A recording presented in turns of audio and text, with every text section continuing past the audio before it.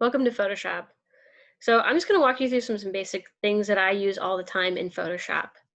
The first thing is first, you go ahead and open up that image that you have. This is a scan from a page of my sketchbook.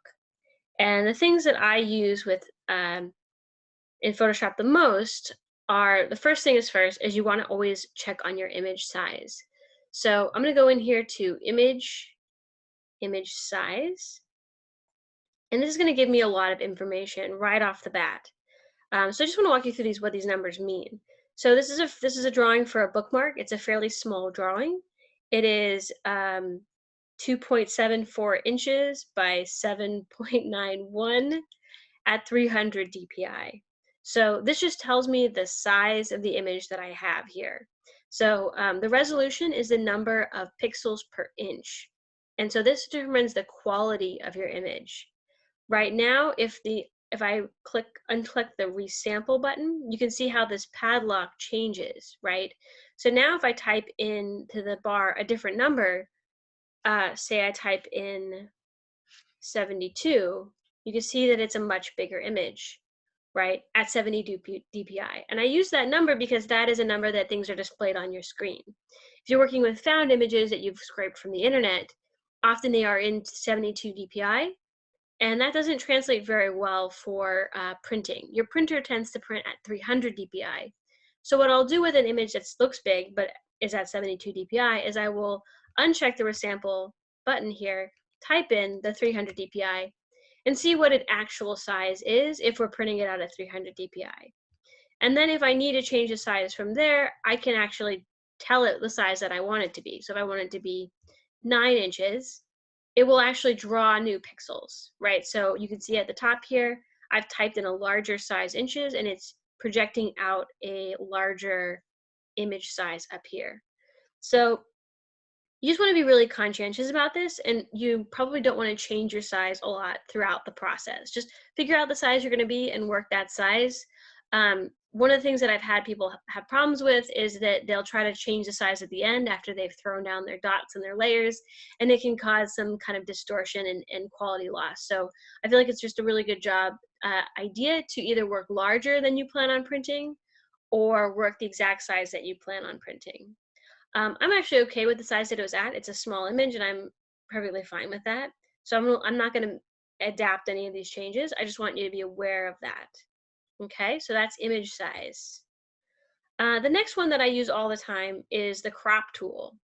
So cropping is a way to sort of pull the image in and crop it down a little bit. Now, the problem with this is sometimes you might find that your image is a little crooked. See, I bring the crop in and I'm realizing that my image is actually not totally straight. So instead of cropping it, what I'm going to do is I'm going to grab the straighten tool. And this appeared when I clicked on the crop, right? So this is just like a little bubble level. And so the way this works is I can click along an edge and hold, and it's telling me here that I can straighten it by 0.1%. Oh, I didn't place my top pixel well.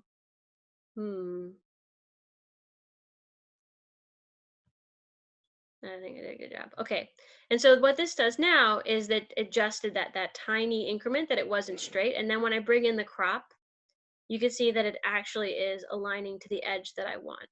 So this is really great for if you're photographing your artwork and you realize you photographed it a little bit crooked, and you actually want like a more sharp edged image. And I'm just going to crop it up from the bottom. Sometimes if you're cropping in a tiny amount, you can nudge the crop tool with the arrow keys. So depending on, sometimes if it's a really tight crop, I might just edge it in with the arrow keys and crop one edge at a time. So that's just one option. And once you've got a crop selection that you like, you can just press OK, this little check mark. Or you can press enter on your keyboard. That'll also work. Okay, so now I have an image that's the size that I want. Often what I'll do next is I'll open up the levels. So I'm going to go to image adjustment levels. And this is a sketchbook drawing. It's got a lot of texture that I don't necessarily want on my actual image. So what I'll do in levels is I'll look at this histogram. And the histogram is a map of all of the values on the page. And so what it's telling me is I've got two peaks here on white. I've got a a white, and then I also have like a mid-toned light, but I don't have much in the way of blacks. So what I want to do is I actually want to drag the slider. This is called clipping because I'm clipping it into this mountain. And what that will do is it will just lighten all of those paper texture tones. So this is a photograph. This is something you wouldn't want to do because you would be losing information. But because this is drawing and that's information I don't actually want, this is fine. So don't do this in your photo classes, kids. So you see how that really removed a lot of that unnecessary paper texture? And I can do the same from the other angle and bring it in with the darks. And you can see how I can darken my blacks this way, just by dragging that in. Depending on your image, you may also want to play with the middle slider tool. So like bringing it this way or that way. But the middle slider seems to be more of a micro adjustment type tool. So I'm going to just lighten it up a little bit more, darken it down a little bit. This isn't perfect. This is a pretty low res image that's done in pencil. So one thing you're noticing here, if you plan on making an image for screen printing, you're going to want to ink it, right? So this is not necessarily crisp enough for me to get really what I want for a screen print out of just playing with the levels. So, but if I had inked this and photographed a inked drawing, this would be. And I know some of you have had drawings that you had inked out and you were ready to shoot, but it was like a little bit transparent. And so what we did is we scanned them, we darkened them just like this, and then sent them to the printer. And that's a really good way to do that. The next thing that I would maybe want to do is, this is actually a color image. These are showing in color, but I don't actually want it to show in color. So one thing I can do is I can put it into grayscale mode. So that's under image mode, grayscale. So just keep in mind, there's a couple other modes here that we will use, but I'm gonna just throw it into grayscale right now. So I'm gonna discard the color layer, and that just makes it a little bit cleaner. Looking good. Next up, let's see, make sure I'm covering all of my items here. Next up, I want to talk a little bit about some important shortcuts. So you see me kind of moving in and out of the image, but I'm not pressing any buttons. That's because I'm using a keyboard shortcut. And there's a couple of keyboard shortcuts that you should just learn, okay? The shortcut for zooming in and zooming out. Now I'm on a PC, so I'm going to say Control plus, Control minus. But if you're on a Mac, it would be Command plus, Command minus. So I'm going to press Command minus, zoom out, Command plus, zoom in. You can also use this little guy. The problem is that when I can just zoom in, but then I want to get back to zoom out, I've got to right click. Yeah, it's just awkward. I got to click over here to the zoom out tool. So if you forget these shortcuts, you can find them. They are there, but I feel like Control plus, Control minus is just really easy. Another keyboard shortcut that I use all of the time is Select All. So if I want to grab the whole image and do something to it, I will press Control A. And you can see those little ants walking around the image. That indicates that my selection has selected everything. But I can also pull up these from the edit. You've got basically your copy selection in here. But Control A is really good. So that's Control A. If I want to deselect it, I can press Control D for deselect. So those are ones that I use all of the time. Control C to copy a thing, Control V to paste a thing. And then the other one that I use all the time is brush size. So I say I want to fix some of these little smudges, right? And I want to go in with a white brush, or maybe I want to go in with like an off-white brush. So I can go into the color picker here, and I can grab a white just by dragging it over here to the color picker for white. And then I can go in with my brush. So there's a foreground color and a background color, right? So, but I want to use the foreground color if I'm using the brush tool. I want to use the background color if I'm using the eraser tool. But then I can just go over it, and I'm basically like painting the roses white here, just going over that. But sometimes you'll discover that you need your brush to be larger. So you can go up here and change your brush size. But I find that this can be a little bit cumbersome as we kind of are constantly changing your brush size. So I will actually use the left and right bracket keys on your keyboard to move back and forth between a larger and a smaller brush. You can get really kind of carried away with this step. I think people sometimes get really kind of fussy about smudges and little details. So sometimes if you know that's who you are and you know you're going to get fussy about it, sometimes it can be really good to actually ink a fresh copy by laying just a fresh piece of paper over top of your drawing and just going over the lines and actually scanning the fresh copy. If your original sketch has too much eraser, or it's like in a sketchbook that's translucent paper, that's the problem that I had here, and I had some of the drawing on the back side of my sketchbook shine through. Giving yourself a clean copy to work with in the computer will save you a lot of grief. So like there's a lot you can do in Photoshop, but it's not a fix-all, you know? And so I think that if you can give yourself a file or a drawing that does most of it already, you'll be in really good shape. You can see how I'm just painting that in white. Now, if I wanted to use the eraser tool to do this, it kind of does the same idea. I just would need it to be on the white layer, and I could do the same thing with the eraser tool. All that good stuff. Now, I just press Control-Z, undo. But the problem with Photoshop is it only holds onto one undo. So if I want to press Control-Z again and undo something else, it just brings back my previous undo. It just toggles back and forth between one undo. So if I want to go farther back, I've made some mistakes, and you know, we all have. This is your history panel.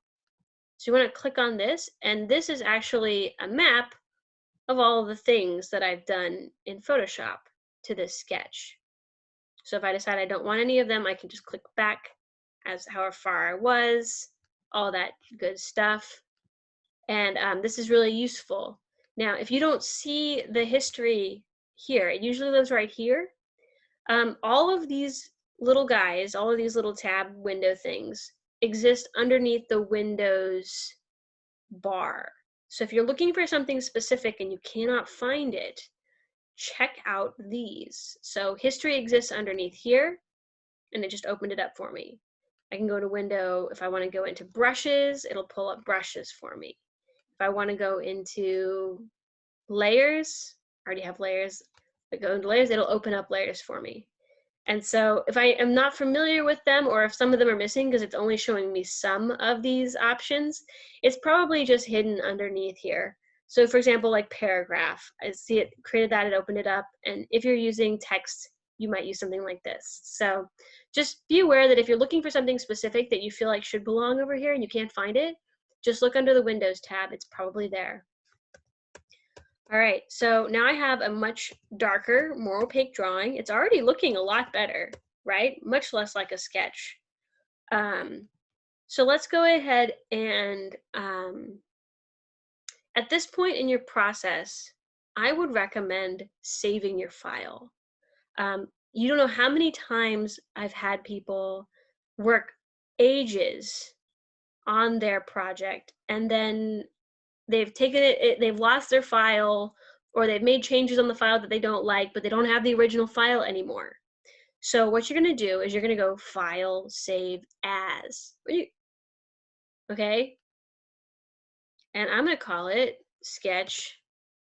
Give it a name that makes sense to you, right? Black, white, no layers. Oh, it's already got called a sketch. And there's a number of different options here. So mine immediately grabbed towards the JPEG option. Now, a JPEG is a fine way to save an image, but not if you want it to have layers. So this is an image that was already a JPEG, so I'm not really shrinking it down by saving it as a JPEG. But if I was wanting to continue to make changes, or I had a lot of layers and I wanted those layers to be accessible to me in the future, you really, really want to save it as a Photoshop document. So a Photoshop document won't compress anything. It'll reserve all of that information, whereas a JPEG is a compressed file type, and there's certain things that are no longer accessible once you reopen a JPEG. Okay, so just be clear about that. So what I'm going to do is so instead of saving, I'm going to save as, and I'm going to create new files, and I will name them as I go to to kind of create a breadcrumb trail for myself if something goes wrong and I want to go back a couple of pages. So I'm going to go ahead and, for this particular one, since I haven't made any layers, I'll keep it as a JPEG. This is just a crisper version of my original sketch. That seems fine for me right now. Always save it as a really high file format, all that good stuff. Okay, so now we can zoom in, we can zoom out, we can adjust the file size, we can adjust the image size. We've got some important shortcuts. We can crop it and we can straighten it and we can adjust the levels. So now we want to go in with some selection tools and some layers. So let's talk about layers. So we open up the layers tab right here, and layers are your best friend, okay? Layers are the heart and soul of printmaking, and layers work really well in Photoshop in a way that is similar to how you would think about layers in screen printing. So right now we have this as our background layer, and Photoshop treats background layers as different. If you want to preserve your background layer and you want to like keep it unedited, I can right click on this and say duplicate layer, and I'll call it background copy, sure. So now I have a layer that I can edit, but underneath it is the original file, and then, you know, all that good stuff. So I can make changes to the copy and keep the background. Now over here we have, if I wanted to just turn my background layer into a regular layer that acted like a normal layer, I could click this padlock and that will turn it off the background option, and it will just make it layer 0 and it will act like a basic layer. So I will, you know what, I'll work with the one background layer, keep it simple. We'll just turn that background layer into layer 0.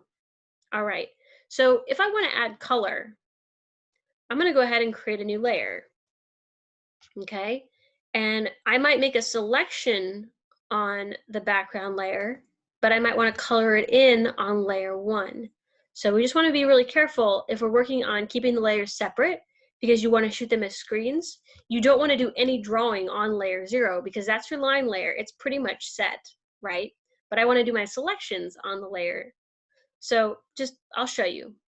So coming over here to your selection tools, these are your main, you got a couple of selection tools. So your magic wand tool will kind of guess at a shape. So you can see how I don't have really crisp edges, so the magic wand tool is not going to do a really good job. But the magic wand tool has a couple of things that it does fairly well. So the tolerance here is a number that kind of how it guesses when it's deciding on a color that's close to the color you've clicked on. So here it has a tolerance of 15. And so it's included these pale grays within the selection, but at this like light medium gray, it's decided that's too much of a jump and it kind of cut it out. So what happens when I change my tolerance to 30? I'm gonna deselect that and we'll try it again. And you can see now it's actually included more of those grays. So you can play with your tolerance and see what kind of results that you get. And you might be able to get some decent results with the magic wand tool, especially if you have really crisp shapes with clear edges. So if they're closed shapes, you can get a lot of work done with the magic wand tool. The next thing you want to think about is trapping. So if I was to color this in say screen printing, I would want the color to sit underneath the line. So the next thing I might do is I might go under select, modify, expand. And this is probably like a 5 pixel. Oh, that's too much. Select so depending on the resolution of your image, the expansion changes. So this is probably like a 3 pixel expansion. And so maybe even less than that, actually.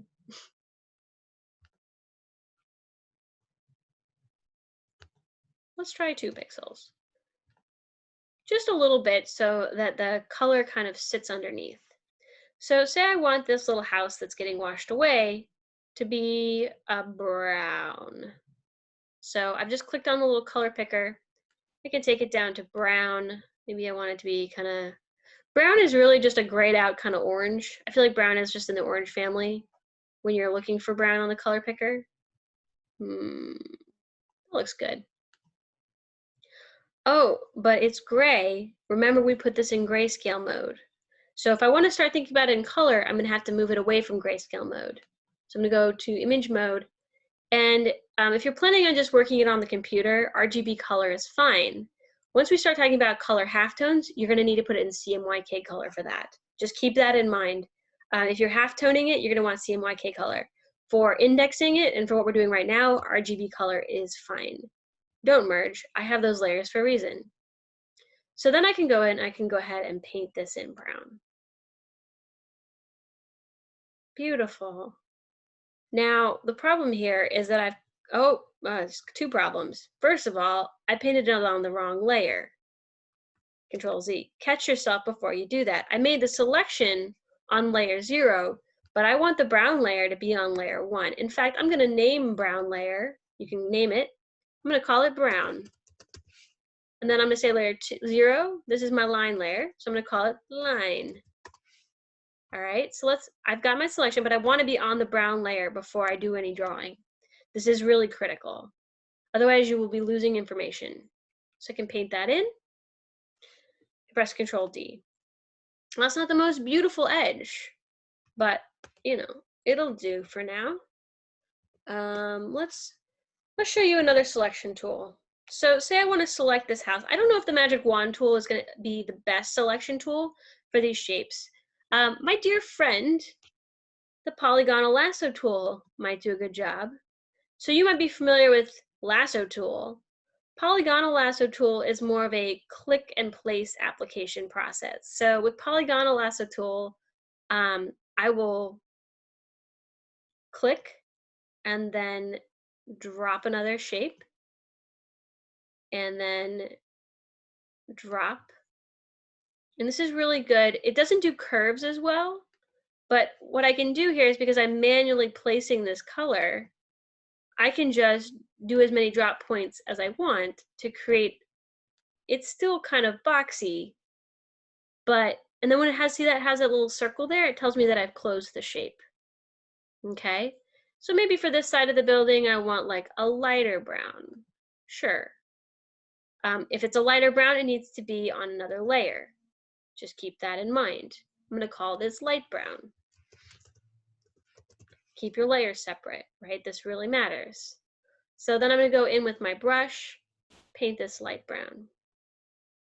Now I feel like I'm painting over my lines, but I'm not, because my lines are all there underneath, right? So if I turn off my light brown layer, the lines are there, they're just underneath. So this isn't really helpful to me when I want to see what I'm doing. So what I like to do is I actually like to change the mode for the layer. So this is in normal mode here. What I want is multiply mode. And that will just take my layer and make it act like a transparency. It'll multiply the darkness onto itself. So you can just see what happens there. So that's in multiply mode. And now this is also in multiply mode, right? And that gives me a better sense of what I'm actually looking at. And I don't have to do, if I want opaque layers that I want to print out as opaque to shoot to my screen, I don't want to fuss around with layering things down transparently in Photoshop, because I actually do want them to be opaque. I just want to be able to see what I'm doing. And that's a pretty clear distinction, okay? So that's looking kind of good. It's a little troubled, but that's the image of our times. So next up, so I can make those selections, and then I might go back and keep doing it. So I say I want this little house to have a dark brown roof. What I would do is I would go back into I could probably use the magic wand tool for this one, or what have you. All that good stuff. Select, excuse me, you have to be clicked on, if you're going to use the magic wand, you have to be select on the line layer, or else it won't know where to go. So you have to select on that. And you see here, it didn't do a very good job. I don't think that the magic wand is going to do me many favors on this particular image. So I feel like the polygonal lasso is going to be my best friend here.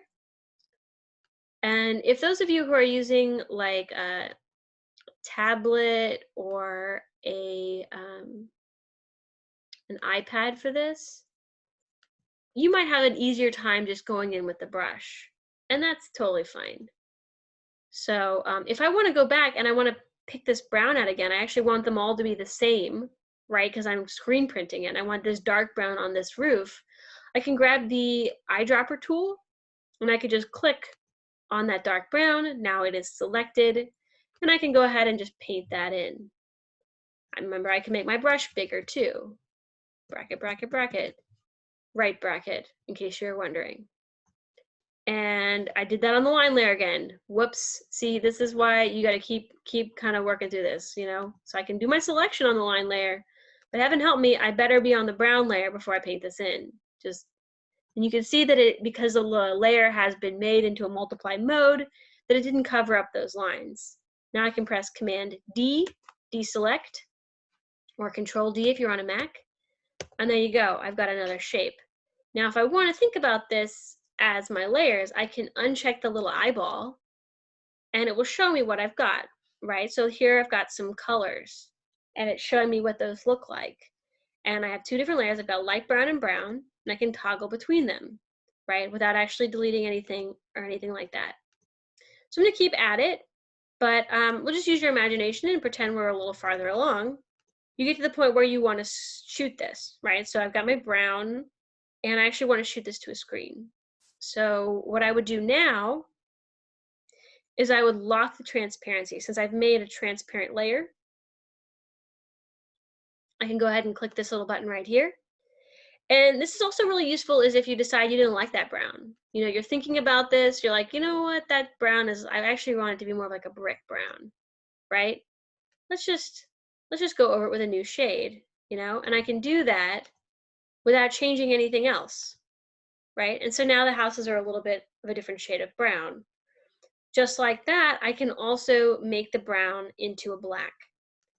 And what this would mean is that I could go ahead and shoot that to my screen if I had a transparency loaded up. So I could turn off my other layers. I don't have to delete them. I don't have to separate them. If I was to print this as is, it would only print the one that's visible. All right, so that's really, really helpful. And I could just send that to the printer. Or if right now I just want to think about them in color, I don't have to, I can keep them in color for as long as I need to. And what I'll usually do is I won't change them into black and white until I'm really ready to print. So I'm gonna go back from there into the history. We'll keep them red for now and all that good stuff, okay? So you wanna make as many layers as possible. You wanna make each color its own layer, but you also wanna consider how many layers you're using, because I think that students often will try to use too many layers and you can actually get a lot of work done using less layers. So sometimes with screen printing, less is more. Figuring out what you can do with the layers that you have. So I have a light brown and a dark brown, and I can get a third brown by overlapping the two of them, you know? And so what happens if I take my brown layer and it layers on top of the light brown layer? So let me bring that down here. So say there was like a little bit of texture here. I'm gonna unlock that transparency. So there could also be eyedropper tool. That's right. You can think about how, like, while you may have a line layer in black, it doesn't mean you can't use your color layers as auxiliary lines, right? And auxiliary textures in addition to your line layer. You can create combinations. Now, I think that this light brown and brown did not really create a new color that I'm super excited about, so I'm just gonna undo that. But you can go in and paint directly on top of these layers, and that's totally fine. If you decide you want to go in with the brush tool and work directly, right? So say you're into that. You're like, I like to work directly. Maybe for this house, we'll just go back to the light brown. Boop. And so you want to just use the brush. Make sure you're clicked on the right layer. So this would be a light brown. And then what I'm gonna do is I'm gonna control the brush size here. So I can actually just go in and paint that out. The problem here, and I'll just illuminate it, while it may look really good, this feels good, right? It feels like I'm doing it right. And it is technically working. So hold that thought, right? So I can do this. The problem here is when I turn off the line layer and I realize that that is actually the shape that I would shoot to the screen. And so sometimes when you are painting in a layer like this, it can be harder to register because it doesn't have a crisp edge. And so you're not, it like if it's registered correctly, it might look a little bit lumpy. So just be aware of that, and depends on the sort of like drawing that you're working with, how tight you need it to be. But you know, that's going to be like a trickier thing to align than say this other one over here. So just keep that in mind. Okay. We've got the eyedropper, selection tools, polygonal lassos, all of that good stuff. So at this point, maybe I want to save my file. So what I want to do here, I'm going to go back to save as. So I want to make a new file, except this time I'm going to save it as a Photoshop document. And I'm going to say it Tsunami Sketch color. Okay. And now, because I'm saving it as a Photoshop document, I can open it up again and continue to edit these layers and adjust them. That is your basic orientation to Photoshop. There's a lot more to it, but I feel like those are the things that I do the most in Photoshop. And if you could just get a little familiar with those particulars, I think you'll be in a good place to feel comfortable learning more. So that is welcome to Photoshop, and I will see you guys soon.